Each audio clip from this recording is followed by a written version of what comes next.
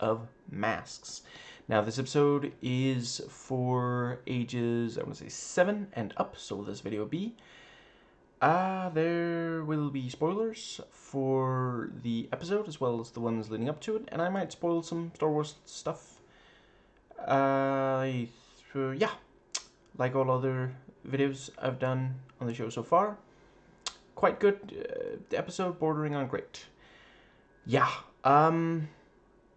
I really appreciate that Star Wars, regardless of which age is being made for, yeah, some of the time it's like imparting important progressive messages, making the world a better place, and sometimes it's just fun adventure stuff. These two stories were more the latter. I don't really turn down pirate stories. Getting two for the time investment of one episode was, yeah, quite appreciated that. Um, Star Wars has these same stories. I love it. These same stories of like, oh, pirates went, these pirates just disappeared, and there's legends of ghost pirates. And, somewhere, Shaggy is going, ghosts? And, yeah, they find the ship and the treasure, and, yeah, I'm a little confused as to the movement of the wonderfully named Captain Black Bolt. That's such a, yeah, because it's not really a beard, is it? And but yeah, his movement. So first he rushes up to, let's see, I want to say it's Nubs and Liz, and then suddenly he's rushing up to Nash and Kai, and then suddenly he's, yeah, and they run towards each other but don't run into him. So how did he... And then later he takes forever to get back to the control panel after putting them in the treasure area, where like they have time for RJ to get there and get himself mech ready to help. And finally he returns, even though before he was getting from there to where they were really, really fast. Yeah. Anyway, the episode kind of needed it to go like that. Yeah, I like his blade, the red thing that he uses to fight them. Really, really cool when he takes turns fighting, or I guess it's them taking turns fighting him. And yeah, slightly harsh that they just kind of send him out there. Oh, maybe they're gonna have him come back at some point, because like hyperspace, he could come back. Well, I guess he isn't coming back since he can't control the ship anymore. Someone might find him. That could be interesting. But yeah, were they planning to have this so soon after Skeleton Crew? Because I mean, that one was like slightly, like more like tween and teenagers, and then this one's for kids. Yeah. But yeah, I mean, sending him far away, he's someone else's problem now. He mostly comes out at night. Mostly.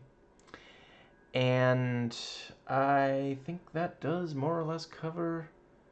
Yeah, I will say I felt like it was slightly confused. Like, I don't need every single one of these episodes to be a message. But I didn't feel like they did that much to set up... Okay, so Nash is slightly, like, feeling overlooked. Everyone always says the 3 Jedi are heroes. Nobody says that she's a hero, so, And then they give her some positive affirmation, which is great. We gotta normalize, yeah, if someone... Like, when someone does a good thing, or, like, if they need it, and they're not, like, going out of their way to do evil... Yeah, positive affirmation, sometimes it's words, sometimes it's action, but just, yeah, make sure the people you care about know that you care about them. That's really really great, wonderful value to have instilled in future generations. Yeah. Let's see. It's something not all generations are equally good at.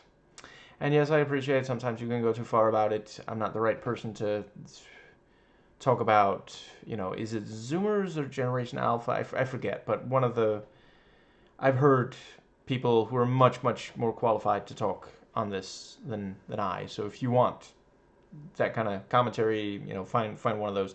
I'm afraid their YouTube channel names escape me at the moment, but yeah, there's a lot of progressives talking about these issues.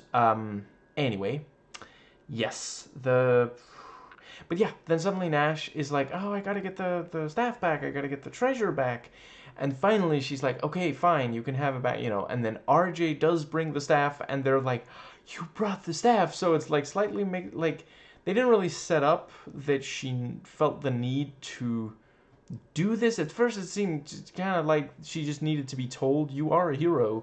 She like that seemed enough for her at first, and then later I don't know. Okay, fair enough. I guess maybe they're saying sometimes people will act like they're okay, but they're not completely okay, so double check. Fair enough.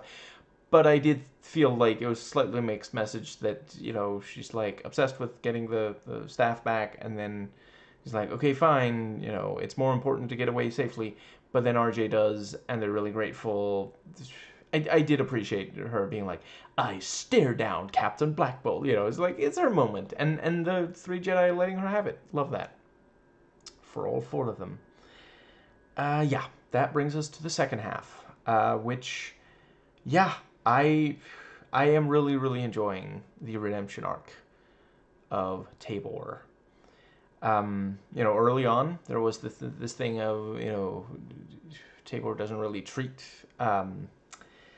I'm afraid their names escape me at the moment, but Pord and EB3, wow. Yeah. Doesn't really treat them very, like, they're friends of his, that was an issue. And then, this thing of, yeah, like, basically he doesn't think he has friends, and now he feels like the Jedi, or, well, he is friends with the Jedi, but not as Tabor, as the Prince. Let's go with that. Yeah. And now he's seeing, yeah, they're friends with the Prince. They're not friends with Tabor. Because he's like running up, like, yeah, we're going to do that. And then, oh, right. Because of the thing with the whoops. And yeah, by the end of the episode, Tabor is freely saying, no, give back the Fautiers. That's, I don't even care. So, yeah, I don't know how many more episodes of Tabor it's going to take, but I would definitely say... Right, and to be clear, I haven't watched past this episode yet. I know that there are a bunch more episodes that are already on Disney+. Anyway, yeah, I believe that he is going to... At some point, it's going to become clear to the Jedi. Like, Kai almost realizes, because of the move that he learned from a pilot... And the Fautier, and it keeps going up and sniffing and then licking. Yeah, at some point they're going to realize the double identity, and he's going to, really... Maybe he's going to stop being a pirate, or maybe he's going to turn around the pirate thing, so he's now like a Robin Hood kind of, outlaw. I think that pretty well covers that. Yeah, I appreciate him getting a new action figure. I mean, suit of armor. Sorry, it's obviously not a merchandising opportunity.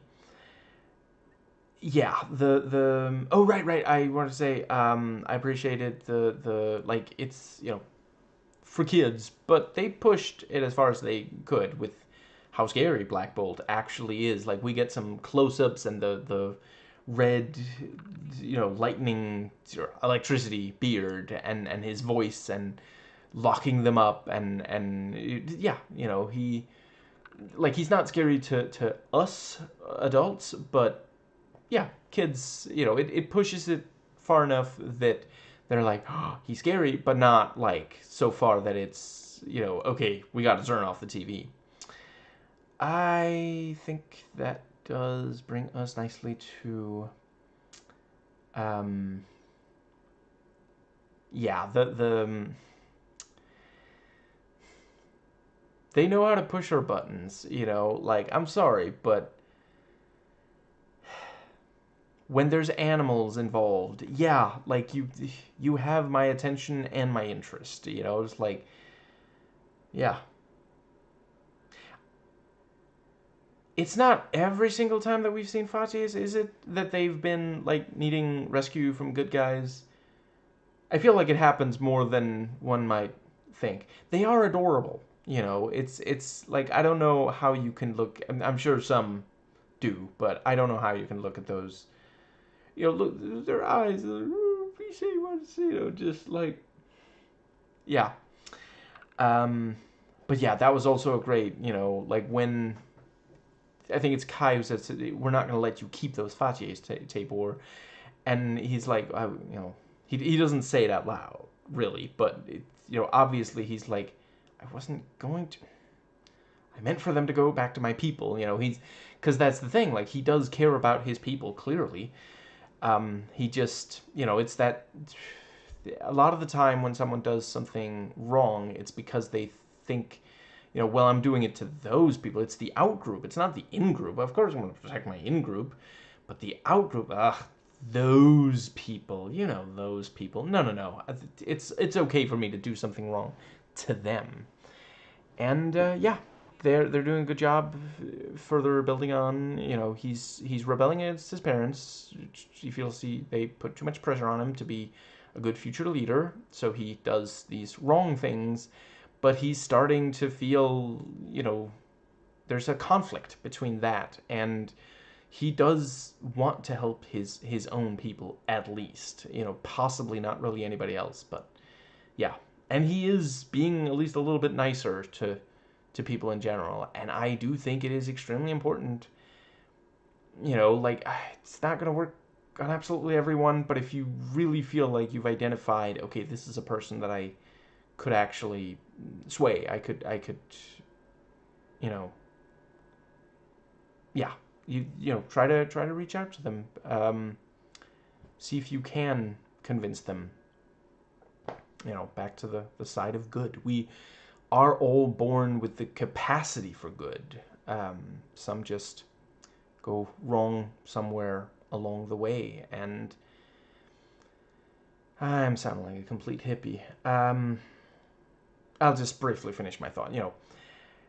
We have the choice between good or evil.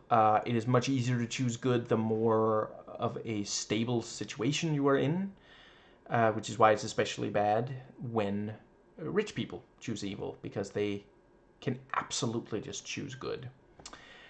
Um, yeah, I think that covers it for this one.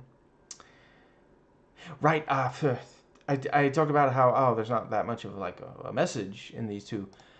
Obviously, I don't want to discount. The first half of this episode does have something that we can all take to heart, which is ghosts are not real.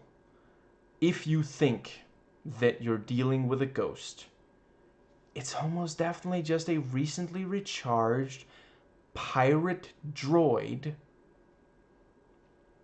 Happens all the time.